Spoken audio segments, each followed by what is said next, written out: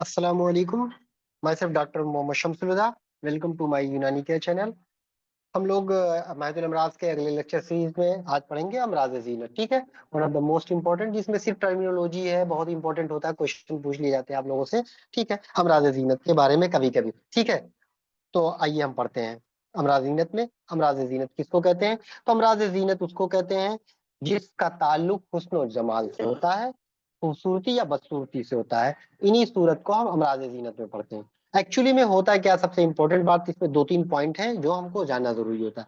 तो अमराज ज़ीनत का ताल्लुक किससे है? हुस्न और जमाल से है, ब्यूटी से है हमारे, या खूबसूरती बदसूरती से है। एक्चुअली में क्या होता है, ये अमराज में शामिल नहीं होते।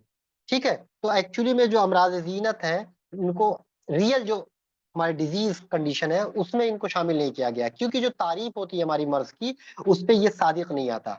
ठीक है, क्योंकि क्या होता है, जो मर्ज की तारीफ है क्या है, उसके अफाल में कमी वाक़ हो जाए, अफाल सही से ना कर पाए। लेकिन जो अमराज ज़ीनत में हम लोग देखते हैं अमूमन, तो ऐसी कोई बात अमूमन पेश नहीं आती है। लेकिन हम इसलिए पढ़ते हैं क्योंकि कहीं ना कहीं हमारे खूबसूरती भी उसमें कमी आ जाती है, बदसूरती पैदा कर देता है, इसलिए मर्ज की ही शक्ल होती है। तीसरा इसका इंपॉर्टेंट रोल ये होता है कि मर्ज की निशानदेही करते हैं ये बहुत सारे जो अमराज ज़ीनत होते हैं, बहुत सारे अमराज की ये निशानदेही करते हैं, उसके मर्ज जानते हैं। तो अलामत और निशानियां ये एक तरह की होती है बहुत सारे अमराज की। ठीक है, तो अमराज ज़ीनत का ताल्लुक किन चीजों से, आइए देखते हैं हम किस चीजों को अमराज ज़ीनत में पढ़ते हैं। तो अमराज ज़ीनत में हम लोग पढ़ते हैं बाल को, यानी हेयर को पढ़ते हैं, शार जिसको कहते हैं। उसके अलावा स्किन कलर, इसमें बदन की रंगत या बॉडी कलर हो गया। स्मेल को पढ़ते हैं इसमें, यानी बू जिसको कहते हैं। और बिल्ट को पढ़ते हैं, यानी सहन, सहना जिसको कहते हैं, बिल्ट वगैरह। ठीक है, तो ये चीजें हम अमराज ज़ीनत में पढ़ते हैं। और जुफर भी अमराज ज़ीनत में आता है, नाखून वगैरह के अमराज। ठीक है, तो ये सब आते हैं किसमें, अमराज ज़ीनत में। तो आइए हम लोग डिटेल में एक एक को पढ़ते हैं। ठीक, सबसे पहले हम बाल के बारे में पढ़ेंगे, हेयर जिसको कहते हैं हम लोग, या शार कहते हैं। ठीक है, शार या बाल या हेयर इस तरीके से, तो उसके अमराज पढ़ते हैं। तो बाल की मुख्तलिफ शक्लें हम लोगों को देखने को मिलती है। एक कंडीशन ये हो सकता है जिसको हम तनासुर कहते हैं। सबसे पहले क्या पढ़ते हैं हम, तनासुर। तनासुर क्या होता है, इसमें बाल जो होता है हमारे सर के, वो थोड़ी थोड़े कई जगह से उड़ जाते हैं, गायब हो जाते हैं, झड़ जाते हैं। ठीक है, जैसे आप देख रहे हैं इमेज में, ये देखिए कहीं यहाँ उड़ा हुआ का, तो थोड़ा थोड़ा करके जुगरफल टाइप का बाल इधर उधर से उड़ जाते हैं, ऐसी कंडीशन को तनासुर कहते हैं। ठीक, अमूमन ये कब देखने को मिलता है, जब कोई लंबे समय तक मरीज होता है, बहुत 2 साल 3 साल तक बेड रिडन होता है, ऐसे लोगों में इस तरह के देखने को सूरत मिलती है। या कैंसर वगैरह के मरीज को भी देखने को मिलता है। ठीक है, तो इस कंडीशन को क्या कहेंगे, तनासुर, यानी बाल थोड़ी थोड़ी जगह से गायब हो जाए। एक होता है तमिरुत, एक कंडीशन होती है बालों की तमिरुत। तमिरुत उसको कहते हैं जब एक ही जगह पे बड़ा सा एरिया कोई इन्वॉल्व हो जाए, पूरा बाल साफ हो जाए, वहां से स्किन दिखने लगे बढ़िया से स्मूथ, तो उसको कहते हैं तमिरुत। जैसे दाऊ सालब मर्द, हम लोग पढ़ते हैं दाउल हैया दाऊ सालब, तो ये उसकी कैटेगरी होती है तमिरुत की। ठीक है, जैसे आप ये फोटो में देख रहे हैं तमिरुत। ठीक है, फिर तीसरी कंडीशन होती है एक बाल का जिसको कहते हैं कसर शार। कसर कहते हैं किसको, शॉर्टनिंग, शॉर्टनिंग ऑफ हेयर जिसको हम कहते हैं कसरे शार। तो शॉर्टनिंग ऑफ हेयर जो होता है, बाल इसमें जो नॉर्मल लेंथ होती है उससे बहुत छोटे छोटे हो जाते हैं। एक सिंड्रोम होता है जिसको हम शॉर्ट एनाजन सिंड्रोम के नाम से जानते हैं, SAS, शॉर्ट एनाजन सिंड्रोम। इसमें ये कंडीशन देखने को मिलती है, उसमें बाल बहुत छोटे छोटे हो जाते हैं। ठीक है, ऐसे कंडीशन को कहते हैं कसर शार। एक कंडीशन होती है किल्लत शार। किल्लत का मतलब होता है कमी, यानी बाल क्या हो जाते हैं, बहुत कम हो जाते हैं। ठीक है, यानी जैसे घनापन जो होता है वो कम हो जाता है, बाल बहुत दूर दूर हो जाते हैं, इसको कहते हैं किल्लत शार। ठीक है, ये सब हाइपोथायरॉयडिज्म वगैरह में भी देखने को मिलता है। उसके बाद एक कंडीशन होती है रिक्कत शार, हम लोग पढ़ते हैं। रिक्कत मतलब पतलापन, बाल हम लोग बारीक हो जाते हैं, यानी जितना बारीक बाल जैसे होना चाहिए था वैसा नहीं रहता। जो एक तबई हालत में बाल होना चाहिए उस तरह का नहीं होता, बल्कि थिनिंग हो जाती है, जिसको हम कहते हैं थिनिंग ऑफ हेयर। जैसे देखो ये बाल कितने बारीक बारीक हो गए हैं, तो अजीब सा लगता है, अच्छा नहीं लगता देखने में ना, तो उसी को कहते हैं रिक्कत शार।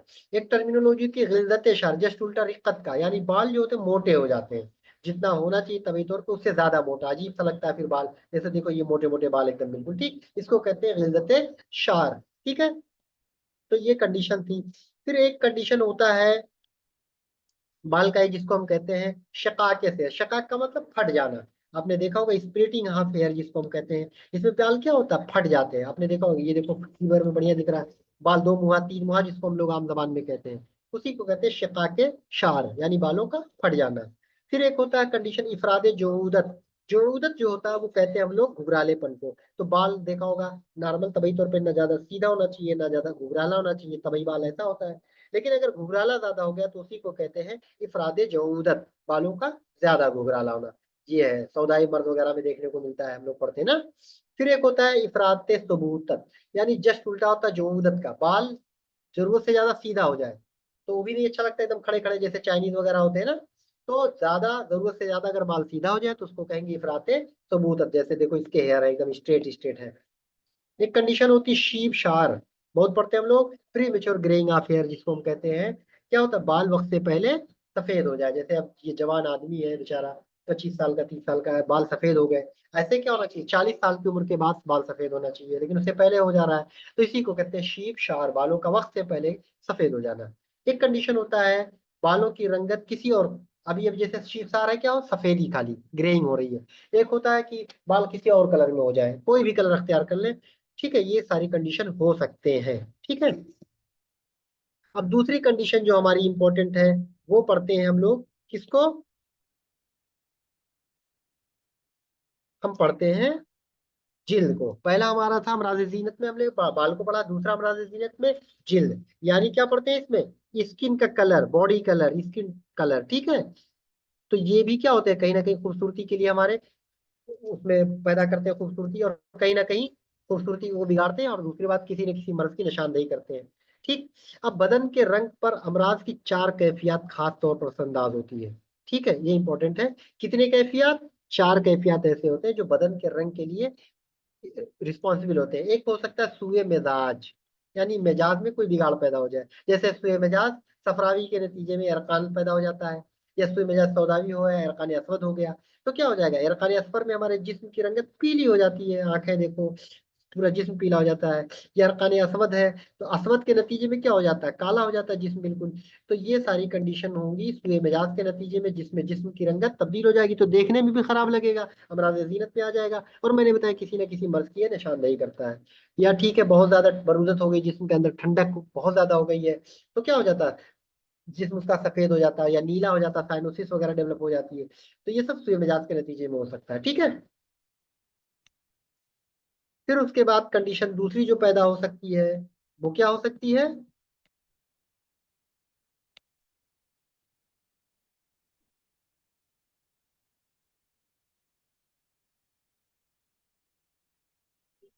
सूर्य मिजाज के बाद जो स्किन के कलर के लिए रिस्पॉन्सिबल होते हैं असबाब बादिया। असबाब बादिया किसको कहते हैं हम लोग, असबाब बादिया का मतलब ये हो गया कि जो खारजी असबाब हो वो हमारे जिस्म को कलर को तब्दील करने के लिए रिस्पॉन्सिबल हो। जैसे किसी को लू लग गया, देखो लू लग गया तो आदमी एकदम काला हो जाता है, पहले लाल होगा फिर एकदम काला हो जाता है।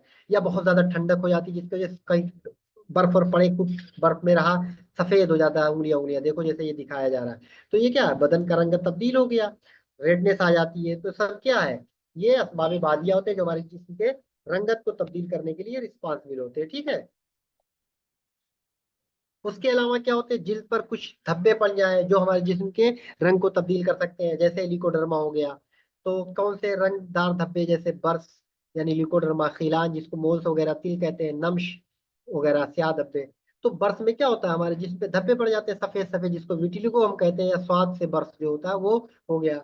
एक होता है बर्श, बर्श जिसको हम क्या कहते हैं प्लाज्मा जिसको हम लोग कहते हैं। या इसमें क्या होता है छोटे छोटे स्याह सुर्खी माइल धब्बे चेहरे पे पड़ते हैं अमूमन, उसी को बर्श कहते हैं। कोलास्मा या फ्रेकल्स के नाम से जाने जाते हैं, जैसे ये देख रहे हैं आप औरतों में देखने को मिलता है।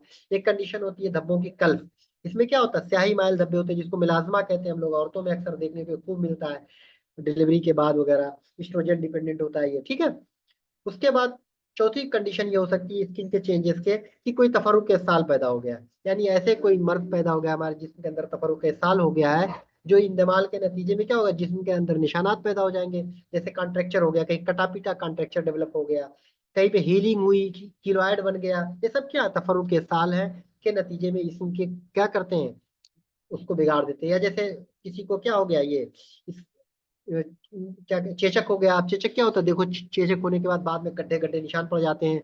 तो क्या होता है वो कहीं ना कहीं अच्छा नहीं लगता, खूबसूरती को बिगाड़ देता है। ठीक है, तो ये सब थे जो हमारे अमराज जीनत में स्किन के लिए रिस्पॉन्सिबल थे। ठीक है, अब नेक्स्ट हम पढ़ेंगे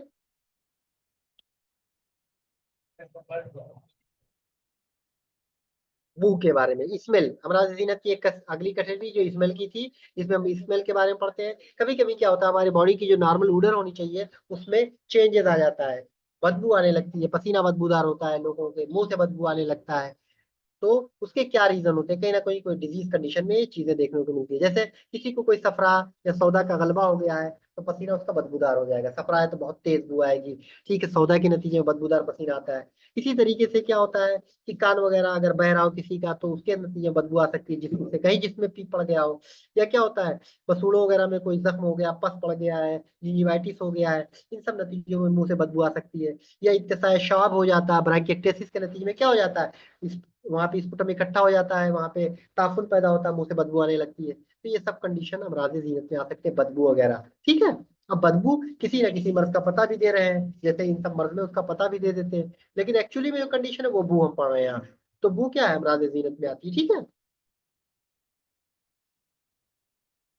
फिर नेक्स्ट है हमारा बिल्ट के बारे में, सहना के बारे में। तो कोई बहुत मोटा, बहुत ज्यादा थुलथुला आदमी भी अच्छा नहीं लगता देखने में, इसीलिए अमराज जीनत में आता है सिमने मुफरित, जिसको हम कहते हैं, मोटापे को ओबेसिटी जिसको हम कहते हैं। ठीक है, और दूसरा होता है कोई बहुत दुबला पतला हो, जिसको हम हुजाल कहते हैं या लागरी कहते हैं। तो बहुत दुबले पतले इंसान भी क्या होते हैं, देखने में अच्छे नहीं लगते, तो जीनत में कहीं ना कहीं कमी आती है। बाकी किसी ना किसी मर्ज के लोग निशानदेही भी करेंगे, भाई कोई दुबला पतला हो रहा है, इसका मतलब कोई इसको डिजीज हो रही है, क्रोनिक डिजीज हो रही है, कोई केकेक्सिया जैसी कंडीशन जब डेवलप हो रही है, जिसको केकेक्सिया कहते हैं हम लोग। तो क्या हो रहा है, कोई ना कोई डिजीज कंडीशन हो रहा है, या आदमी बहुत मोटा हो रहा है तो कहीं ना कहीं डिजीज तो हो गई उसको। ठीक है, तो दीज आर दी रिगार्डिंग अमराज जीनत, जिसको हम कॉस्मेटोलॉजी कहते हैं। ठीक है, तो आई होप आप लोगों को अच्छे से समझ में आया होगा। फिर नेक्स्ट लेक्चर में इंशाल्लाह हम अगला जो सीरीज होगा कंटिन्यू करेंगे। आप लोग जो है, हम लोग कोशिश करते हैं कि टाइम से आपको जो है लेक्चर प्रोवाइड करते रहें। बहुत सारे लोगों के डिमांड्स रहते हैं, बहुत बहुत सारे मैसेज आते हैं, अच्छा लगता है, आप लोग पसंद करते हैं। तो आप लोग शेयर भी करा करिए, और हमारी कोशिश भी रहती है कि आप लोगों को बहुत जो भी हमारी नॉलेज है आप तक पहुंचाएं। ठीक है, अल्लाह हाफिज। Thank you for watching. अगर आपको पसंद आए तो लाइक शेयर सब्सक्राइब जरूर करें, शेयर करना ना भूलें। अल्लाह हाफिज।